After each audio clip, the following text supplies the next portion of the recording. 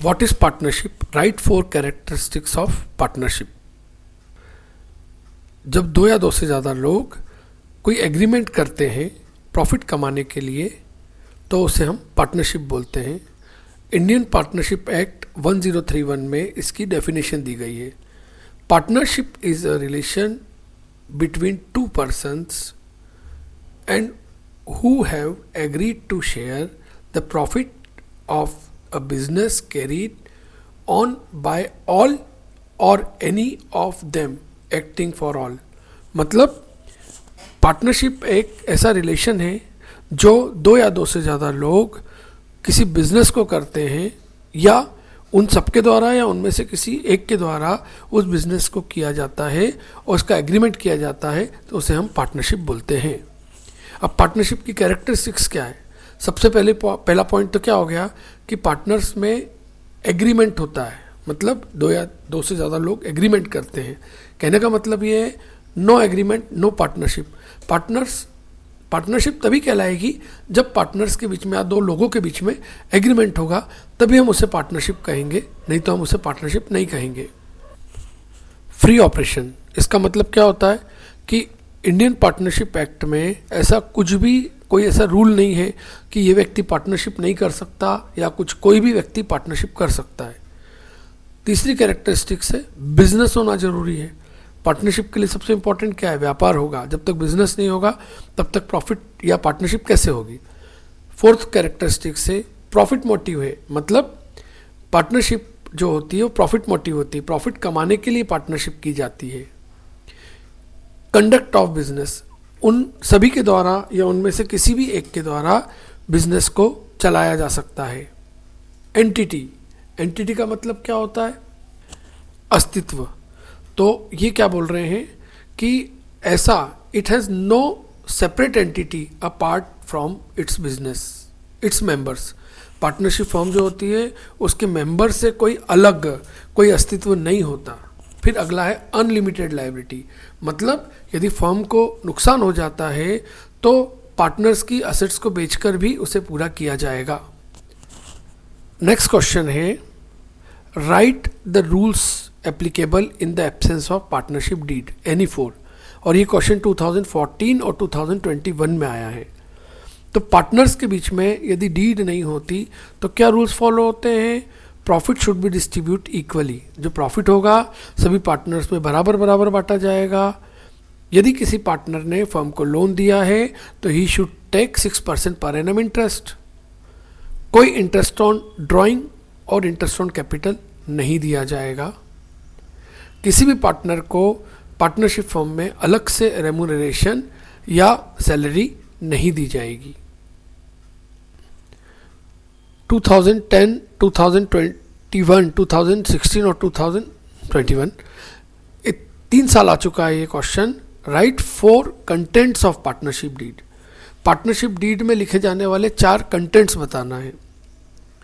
तो पहला है name of the firm as determined by all partners, मतलब फर्म का जो पार्टनर्स ने नाम रखा है वो इसमें लिखा जाता है। सभी पार्टनर्स की डिटेल लिखी जाती है। बिजनेस कब से स्टार्ट हुआ वो डेट लिखी जाती है। यदि कुछ ऐसा पक्का हो गया हो कि फर्म 4 साल चलेगी 5 साल चलेगी तो उसका ड्यूरेशन लिखा जाता है कि कितने साल के लिए पार्टनरशिप चलेगी। किस पार्टनर ने कितनी कैपिटल लगाई है ये लिखा जाता है, और उनमें प्रॉफिट शेयरिंग रेशियो क्या है रहेगा, ये सब चीज़ें इसके अंदर लिखी जाती है। एनी 4 बोला है तो आप 4 ही लिखेंगे, वो तो ज़्यादा पॉइंट इसलिए ताकि इजीली अपने को जो आसान होगा वो अपन आराम से कर सकते हैं। What are the rights of partner?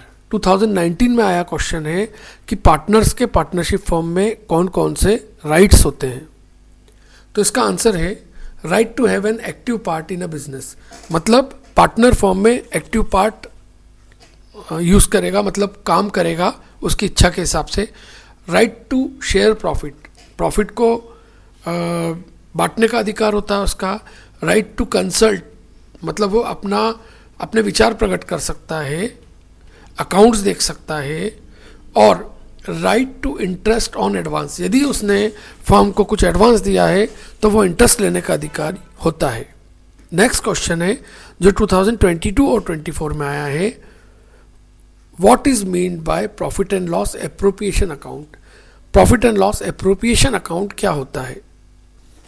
Profit and loss appropriation account trading in P&L account के बनाने के बाद बनाया जाने वाला अकाउंट होता है। ये केवल पार्टनरशिप फर्म ही बनाती है और ये इसका बनाने का मेन उद्देश्य ये होता है कि जो जनरल रिजर्व के पैसे हैं, जो सैलरी के पैसे हैं, जो पार्टनर को कमीशन देना है, मतलब पार्टनर्स को उनके हिस्से का प्रॉफिट किस प्रकार से बांटना है, ये profit and loss appropriation account में लिखा जाता है। नेक्स्ट क्वेश्चन है, what is partnership deed. Partnership deed क्या है?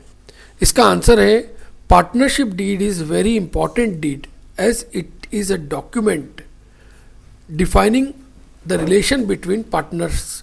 मतलब पार्टनर्स के बीच में रिलेशन डिफाइन करने के लिए पार्टनरशिप डीड बनाई जाती है। It help to resolve disputes if any occur and also avoid potential disputes and in the case of dispute it is a good evidence in court. मतलब यदि पार्टनर्स के बीच में किसी प्रकार से लड़ाई झगड़ा हो जाता है, कुछ डिस्प्यूट हो जाता है, तो पार्टनरशिप डीड जो है वो बहुत अच्छा एविडेंस होती है कोर्ट के अंदर। नेक्स्ट क्वेश्चन अपने को डिफरेंस पूछा है कैपिटल फिक्स कैपिटल अकाउंट और फ्लक्चुएशन कैपिटल अकाउंट के बीच में। सबसे पहला डिफरेंस क्या रहता है? सबसे पहला डिफरेंस होता है fix balance of whole year. Fix capital account का बैलेंस जो होता है वो हमेशा साल भर एक सा रहता है, जबकि फ्लक्चुएशन कैपिटल जो रहती है हर साल उसका जो बैलेंस होता है वो हर साल चेंज होता है। अकाउंटिंग ईयर में कोई चेंज नहीं आता, इस अकाउंट में हमेशा एक सा ही रहता है, जबकि इसमें हर साल चेंज आता है। करंट अकाउंट ओपन, जो फिक्स कैपिटल अकाउंट मेथड जो रहती है उसमें करंट अकाउंट बनाना बिल्कुल ज़रूरी होता है, कंपलसरी होता है, लेकिन जो फ्लक्चुएशन कैपिटल मेथड होती है उसमें केवल कैपिटल अकाउंट ही बनता है और कुछ नहीं बनता।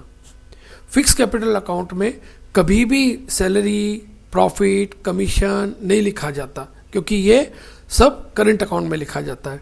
जबकि फ्लक्चुएशन कैपिटल अकाउंट जो होता है उसके अंदर सैलरी हो गई, कमीशन हो गया, प्रॉफिट हो गया, ये सब पार्टनर्स में बाकायदा लिखा जाता है। अब नेक्स्ट क्वेश्चन है प्रॉफिट एंड लॉस और profit and loss appropriation account में क्या डिफरेंस होता है।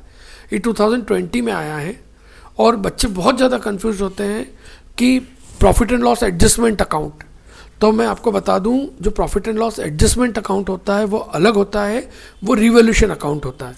और हम बात कर रहे हैं प्रॉफिट एंड लॉस अकाउंट और profit and loss appropriation account के बीच की डिफरेंस। जो प्रॉफिट एंड लॉस अकाउंट होता है वो हर ऑर्गेनाइजेशन को बनाना पड़ता है, जबकि profit and loss appropriation account जो है पार्टनरशिप जो रहती है उसमें ही बनाया जाता है और ऐसी फर्म में बनाया जाता है जहाँ डिविडेंड को बांटने की ज़रूरत होती है। Profit and loss account her type की फर्म बनाती है और ये पार्टनरशिप फर्म बनाती है। सेम पॉइंट हो गया। Balance, profit and loss account का जो बैलेंस होता है वो डायरेक्टली बैलेंस शीट में जाता है नेट प्रॉफिट कर, जबकि profit and loss appropriation account में ओपनिंग बैलेंस जो रहता है, मतलब जो आता है वो प्रॉफिट एंड लॉस अकाउंट से आता है और ये पिछले साल से भी लिया जा सकता है। ये ट्रेडिंग अकाउंट के बाद बनाया जाता है और ये प्रॉफिट एंड लॉस अकाउंट के बाद बनाया जाता है, मतलब profit and loss appropriation account profit and loss account के बाद बनाया जाता है।